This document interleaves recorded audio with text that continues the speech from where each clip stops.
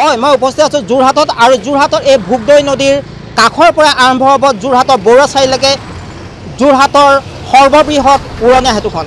ইতিমধ্যে যোৰহাটৰ যিখন সৰ্ববৃহৎ উৰণীয়া সেতু, সেই সৰ্ববৃহৎ উৰণীয়া সেতুৰ কাম ইতিমধ্যে প্ৰাৰম্ভিক পৰ্যায়ৰ কাম আৰম্ভ হৈছে আৰু কিছুদিনৰ পিছতেই ইয়াৰ নিৰ্মাণৰ কাম আৰম্ভ হ'ব।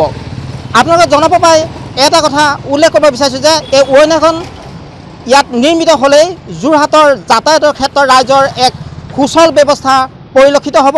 ৰাইজৰ বাবে এক যাতায়াতৰ ক্ষেত্ৰত যথেষ্ট তেওঁলোক লাভৱান্বিত হ'ব।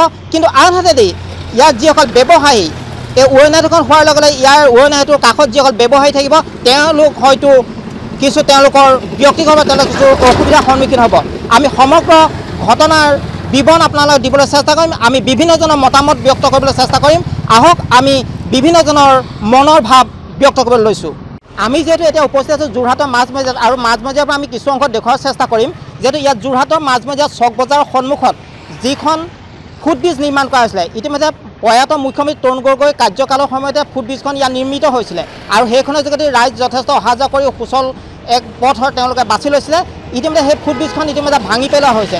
সেই ফুটব্ৰিজখনৰ ইতিমধ্যে প্ৰায় ভগ্নপ্ৰায় অৱস্থা আমি আপোনালোকক দেখুওৱাৰ চেষ্টা কৰিম আৰু ভাঙি থকা হৈছে আৰু ইয়াৰ যি ডিভাইডাৰ সেই ডিভাইডাৰসমূহ ভাঙি পেলোৱা হৈছে। যিহেতু ইয়াৰ পথ যথেষ্ট বহল হ'ব, সকলো সুবিধাৰ্থে ইয়াৰ ফুটব্ৰিজ কিদৰে ভাঙি পেলোৱা হৈছে আমি দেখুওৱাৰ চেষ্টা কৰিছোঁ। আমাৰ সতীৰ্থ সমগ্ৰ দৃশ্যাংশ দেখুৱাইছে আৰু যিহেতু কামৰ যথেষ্ট অগ্ৰগতি হৈছে, গতিকে যোৰহাটৰ ৰাইজৰ যথেষ্ট সুবিধা হ'ব আৰু কিছুমানৰ হয়তো অসুবিধা হ'ব। আমি সমগ্ৰ ৰাইজৰ যি সুবিধা হোৱাকৈ আমি আজি প্ৰতিবেদন প্ৰস্তুত কৰিছোঁ যাতে সকলো সুবিধা হয়, তেওঁলোকৰ যাতে কোনো অসুবিধা নহয়। গতিকে আমি ব্যৱসায়ীসকলৰ মনৰ কথা ল'ম আৰু বিভিন্ন ইয়াৰ ভুক্তভোগী যিসকল ৰাইজ তেওঁলোকৰ মনৰ কথা ল'ম আৰু আহক আমি এই সমগ্ৰ দৃশ্যাংশ দেখুওৱাৰ চেষ্টা কৰিছোঁ। যিহেতু যোৰহাটত যিখন উৰণীয়া সেতু নিৰ্মাণ হ'ব তাৰ প্ৰায় প্ৰাৰম্ভিক কাম আৰম্ভ হৈছে, এইখনক লৈ আপুনি কিমান আশাবাদী? চাওক, আমি আচলতে যোৰহাটৰ মানুহখিনি সৌভাগ্যৱান বুলিয়ে কৈছোঁ যে বহুদিনৰ অন্তত আচলতে যে যোৰহাটলৈ এখন ফ্লাইঅভাৰ আপোনাৰ বৰুৱা চাৰিআলিৰ পৰা যিখন ভোগদৈ ব্ৰিজলৈকে এই ফ্লাইঅভাৰখনৰ কেবিনেটে অনুমোদন জনাইছে। ইয়াৰ কথা দুটা আছে। প্ৰথম কথাটো যে ব্যৱসায়ীসকলে অলপ আপত্তি কৰা আমি দেখা পাইছোঁ ছ'চিয়েল মিডিয়াত বা বিভিন্ন সংবাদ মাধ্যমত যে ব্যৱসায়ী অলপ ক্ষতিগ্ৰস্ত হ'ব। চাওক, এইটো সঁচা কথা যে দলংখন বা ব্ৰিজখন কনষ্ট্ৰাকশ্যন কৰি থকা অৱস্থাত যথেষ্টখিনি সমস্যাৰ সন্মুখীন হ'ব বা আমিও আদালতলৈ বা কোৰ্টলৈ অহা যোৱা কৰা অৱস্থাত বা বিভিন্ন ধৰণৰ মানুহৰ ব্যৱসায়ীসকলৰ লগতে আৰু বিভিন্ন অফিচৰ বা বিভিন্ন ব্যৱসায়ীসকলৰ অসুবিধাৰ সন্মুখীন হ'ব, এইটো স্বাভাৱিক কথা। কিন্তু সেই যিখিনি অসুবিধাৰ সন্মুখীন হ'ব মই ভাবোঁ এইখিনি বৰ বেছি দূৰলৈ আচলতে নাথাকিব, খুব ক্ষণস্থায়ী হ'ব। কাৰণ ব্ৰিজখন কনষ্ট্ৰাকশ্যন কৰি থকা সময়তহে অসুবিধাখিনিৰ সন্মুখীন হ'ব। তাৰ পৰিৱৰ্তে যদি আপুনি চাই আহিব লগা দিনবিলাকত আমাক কিন্তু ফ্লাইঅভাৰ এখনৰ যথেষ্ট প্ৰয়োজন। আপুনি চাওক, মই এজন নিৰপেক্ষ ব্যক্তি হিচাপে এটা কথা কৈছোঁ যে আমি যদি আপুনি ডেইলি যদি আমি অহা যোৱা কৰোঁ, আমি যদি কেন্দুগুৰিৰ পৰা যদি বৰুৱা চাৰিআলিলৈকে যদি অহা যোৱা কৰোঁ, আমি ভোগদৈ ব্ৰিজৰ পৰা নিমল চাৰিআলিলৈকে এই সময়ছোৱাত এই জেগাখিনিত যথেষ্ট যান জঁটৰ সমস্যাৰ সন্মুখীন হয়।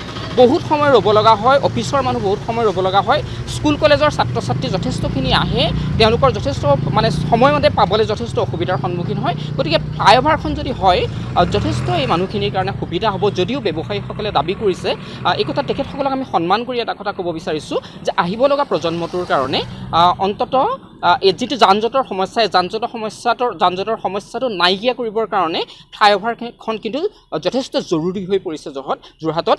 কেৱল যোৰহাটতে নহয়, সমগ্ৰ অসমতে দেখিছে বহুত অসম চৰকাৰে যথেষ্ট ধৰণৰ আঁচনি লৈছে ফ্লাইঅভাৰৰ ক্ষেত্ৰত। যোৰহাটতো ইতিমধ্যেই আপোনাৰ 3খন ফ্লাইঅভাৰ নিৰ্মাণৰত অৱস্থাত আছে। গতিকে আমি উন্নয়নটো একেদিনাই হোৱা বস্তু নহয়। উন্নয়ন সদায় লাহে লাহে ধীৰ গতিত হৈ আহিছে আৰু বিশেষকৈ যোৰহাটখন এখন ক্ৰমান্বয়ে উন্নয়নৰ মুখে গতি কৰা এখন চহৰ হিচাপে বৰ্তমান চিহ্নিত হৈ আহিছে আৰু এতিয়াও বহুত চালুকীয়া অৱস্থাত আছে যোৰহাটখন আৰু সম্পূৰ্ণ এখন উন্নত চহৰ হ'বলৈ আৰু বহুত বছৰ এতিয়া প্ৰয়োজন আছে। আৰু এই ক্ষেত্ৰত বৰ্তমান ক্ষুদ্ৰ চহৰ হিচাপে এইখনত যান জঁটৰ যথেষ্ট সমস্যাৰ সৃষ্টি হৈ আহিছে। আজিৰ তাৰিখত ইয়াত জনসংখ্যা ইমানেই বৃদ্ধি পাইছে যে কিমান জনসংখ্যা বৃদ্ধি পাইছে আজিৰ তাৰিখত কিন্তু প্ৰশাসনে ইয়াত কিন্তু আজিকালি পাব্লিকক জনাবলৈ দিয়া নাই। এনেকুৱাই হৈ গৈছে যে চহৰখনৰ বাটে পথে য'তে ত'তে আজিৰ তাৰিখত গাড়ী পাৰ্কিং কৰিবলৈ কোনো জেগা নাই। আজিৰ তাৰিখত বহুত মানুহে গাড়ীৰ বজাৰ কৰিবলৈ আহে, পাৰ্কিং কৰিবলৈ অসুবিধা নাপাই পেলাই আকৌ বজাৰ নকৰাকৈ ঘূৰি যোৱা এনেকুৱা এটা পৰিৱেশ সৃষ্টি হৈছে আজিৰ তাৰিখত যোৰহাট নগৰখনত।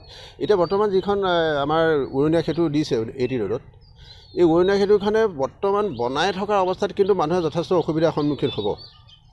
যান জঁটৰ সমস্যা আৰু বাঢ়িব যি পৰ্যন্ত এই উৰণীয়া সেতুখন সম্পূৰ্ণ নহয়। প্ৰশাসনে এই উৰণীয়া সেতুখন বনাবলৈ আৰম্ভ কৰাৰ দিনাৰ পৰাই ইয়াৰ ছাবষ্টিটিউট হিচাপে যিখিনি ব্যৱস্থা কৰিব লাগে এইখিনি তাৎক্ষণিকভাৱে কৰাৰ ব্যৱস্থা কৰিব লাগিব, যাতে ৰাইজে কোনো অসুবিধা নাপায়। যেতিয়া কামটো কৰিছেগৈ ভাবি চিন্তিয়ে কৰিছেগৈ, কিন্তু আমি অতি সোনকালে যদি হয় উৰণীয়া সেতুখন যোৰহাটত অতি সোনকালে হোৱাটো বিচাৰোঁ। কাৰণ উৰণীয়া সেতুখনৰ লগত যোৰহাটৰ লাখ লাখ পৰিয়ালৰ সম্পৰ্ক আছে। ইয়াত আপোনাৰ বজাৰ সমাৰ কৰাৰ পৰা আৰম্ভ কৰি ফুটপাথৰ পৰা আৰম্ভ কৰি বিভিন্ন ধৰণৰ মানুহ ওলাই আহে নিজৰ জীৱিকাৰ কাৰণে। গতিকে উৰণীয়া সেতুখন পাতক, আমি বেয়া পোৱা নাইকিয়া, কিন্তু যাতে এটা কথা লক্ষ্য কৰা উচিত, যাতে চৰকাৰে এই মানুহখিনি যিখিনি আছে সেইখিনি যাতে জীৱিকাৰ ওপৰত প্ৰভাৱ নপৰে। গতিকে প্ৰথমতে হৈছে যিখিনি মানুহৰ চলি আছে প্ৰতিটো ফেমিলি, সেই ফেমিলিখিনিৰ প্ৰতি দায়িত্ব চৰকাৰৰ দায়িত্ব আছে। গতিকে সেইখিনি দায়িত্ব তেওঁ লৈ উৰণীয়া সেতুখন পাতক, আৰু পাতি ধৰি লওক আমাৰ যিটো ধৰি লওক 1.5 বছৰ 2 বছৰ এখন উৰণীয়া সেতু পাৰিলে যদি 2 বছৰ বা 3 বছৰৰ ভিতৰত হয়, তেতিয়া সেইখন উৰণীয়া সেতুত ছাইডত যিখিনি ব্যৱসায়ী থাকে সেই ব্যৱসায়ীখনৰ জীৱনৰ ওপৰত বহুত প্ৰভাৱ পৰে। গতিকে এই প্ৰভাৱখিনিৰ প্ৰতি চৰকাৰে মানে দৃষ্টি ৰাখি অতি সোনকালে এই কামবোৰ সম্পৰ্ক কৰিবলৈ আমি আমাৰ জনতাৰ ফালৰ পৰা আমি অনুৰোধ জনাইছোঁ। যিহেতু উৰণীয়া সেতুখন যান জঁট নিৰ্মূল কৰিবৰ কাৰণে নিৰ্মাণ কৰিবলৈ লৈছে, এইখনে যান জঁট নিৰ্মূল কৰিব নে যান জঁট বৃদ্ধি কৰিব, আপুনি কি ক'ব? নাই, উৰণীয়া সেতুটো হ'লে চবতে চাইছোঁ, আমি গুৱাহাটীতো চাইছোঁ বা বেলেগতো চাইছোঁ, যান জঁটৰ যথেষ্ট সমস্যা কম হয়। কিন্তু যোৰহাটত বিশেষ এতিয়ালৈকে ইমান যান জঁটৰ সমস্যা নাইকিয়া। কিন্তু আমি ভাবিছোঁ মানে যান জঁটৰ যদি ইন ফিউচাৰ যদি সমস্যা হ'ব, গতিকে উৰণীয়া সেতুখনে যথেষ্ট সমাধান কৰিব বিচাৰিছোঁ। আৰু আমাৰ যোৰহাটৰ ছাইডত এটা নেশ্যনেল হাইৱে আছে, NH37 বুলি এটা আছে। গতিকে সেইফালেও যথেষ্ট সংখ্যক গাড়ী পাছ হৈ গুচি যায়। গতিকে তেওঁলোকে যেতিয়া বস্তুটো ল'লে, গতিকে হ'বই, আমিতো নোহোৱা কৰিব নোৱাৰোঁ। কিন্তু এটা কথা তেখেতসকলক অনুৰোধ জনাইছোঁ, যাতে তেওঁলোকে সাধাৰণ জনতাৰ ওপৰত মাধমাৰ নামাৰে, আৰু যিসকল লাখ লাখ পৰিয়াল যিহেতু যোৰহাটত চলি আছে এইটো ছাইডত, গতিকে এই পৰিয়ালখিনিৰ প্ৰতি যাতে তেওঁলোকে যথেষ্ট দৃষ্টি আৰোপ কৰে। গতিকে এইখিনিকে আমাৰ ফালৰ পৰা অনুৰোধ থাকিলে।